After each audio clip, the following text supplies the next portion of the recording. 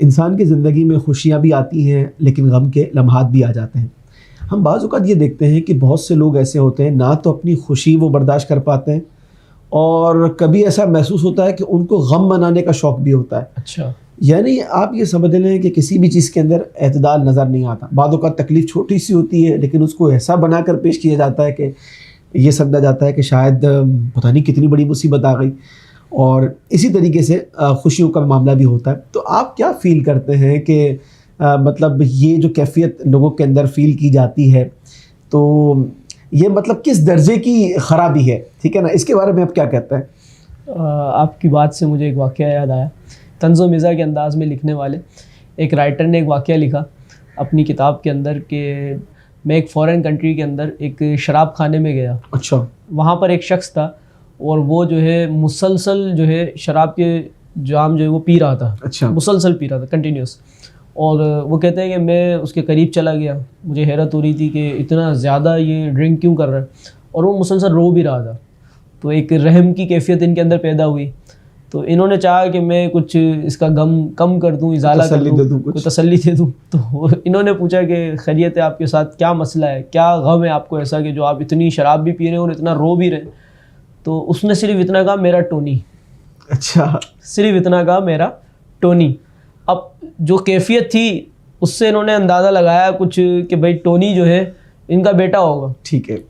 تو اب یہ بھی اس کو ساتھ تعزیت والے انداز میں آ گئے اور کہنے لگے کہ مجھے بڑا افسوس ہوا کہ آپ کا بیٹا جو ہے وہ اس طرح جو ہے آپ کو چھوڑ کر چلا گیا. کتنے بیٹے تھے؟ اس طرح اس نے بات کا آغاز کیا. تو اس نے ایک دم سے جو ہے وہ چوکنا ہو کر کہا کہ میرا بیٹا زندہ ہے, میرا بیٹا جو ہے وہ, میرے بچے جو ہے وہ سلامت ہے, میرا کوئی بچہ نہیں مرا ہے. ٹھیک ہے. تو اب یہ بڑا پریشان ہوئے کہ اس کا بیٹا بھی نہیں ہے. تو پھر اتنا غم حالات دیکھتے ہوئے انہوں نے سمجھا کہ ٹونی جو ہے وہ کوئی ان کا بھائی ہوگا, کوئی اور جو ہے قریبی رشتہ ہوگا. تو انہوں نے مختلف رشتے گنوائے کہ بھئی ٹونی یہ ہے, ٹونی یہ, یعنی جو ممکنہ مطلب اس وقت بن سکتے تھے سوالات انہوں نے ہر طریقے سے ہر زاویے سے جو ہے تلاش کرنے کی کوشش کری کہ ٹونی آخر ہے کون, جس کی وجہ سے یہ صاحب جو ہے اتنا غم زدہ ہو گئے ہیں کہ ایک تو ڈرنک مسلسل کر رہے ہیں, دوسرا یہ مسلسل رو بھی رہے. صحیح. تو بالآخر پریشان ہو کر جھنجھلا کر انہوں نے کہا کہ ٹونی کون ہے, آخر ٹونی ہے کون؟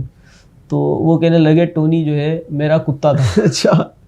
تو وہ ٹونی ایک کتا تھا اور کتے کے مرنے پر اتنا غم, اور جو ہے اس آدمی کا غم کرنا کہ جس کے بچے بھی سلامت ہیں, جس کے والدین بھی سلامت ہیں, جس کے پاس خوشی کرنے کی اتنی ساری جو ہے وجوہات موجود ہیں, لیکن وہ نظر جو ہے وہ غم پر جا کر ایسی ٹک گئی ہے کہ جو اتنی ساری نعمتیں ہیں, اتنی ساری خوشیاں ہیں, وہ نظر نہیں آ رہی. تو بسا اوقات ایسا ہی ہم دیکھتے ہیں لوگوں کے اندر, جیسا کہ آپ نے مثال دی کہ غم ان سے سنبھالا نہیں جاتا, تو ان کی زندگی میں بھی کوئی ٹونی مرا ہوتا ہے اور وہ اس ٹونی کا ہی غم کر رہے ہوتے ہیں, اور جبکہ بہت سارے جو ہے وہ خوشیاں ان کے ارد گرد ہوتی ہیں, لیکن ان کی نظر صرف ٹونی پر ہوتی ہے. ایسا ہی ہے.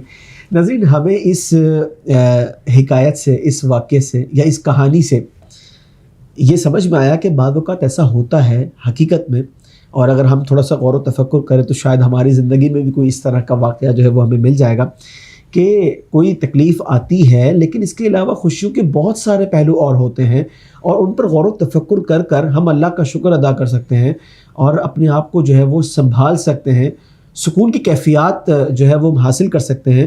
لیکن ہماری توجہ جو ہے نا وہ شاید وہ اسی ایک ٹونی کے اوپر ہوتی ہے کہ ہمارا ٹونی جو ہے وہ مر گیا ہے, یعنی اس خاص مشکل کے اوپر آ کر کے سوئی رک جاتی ہے.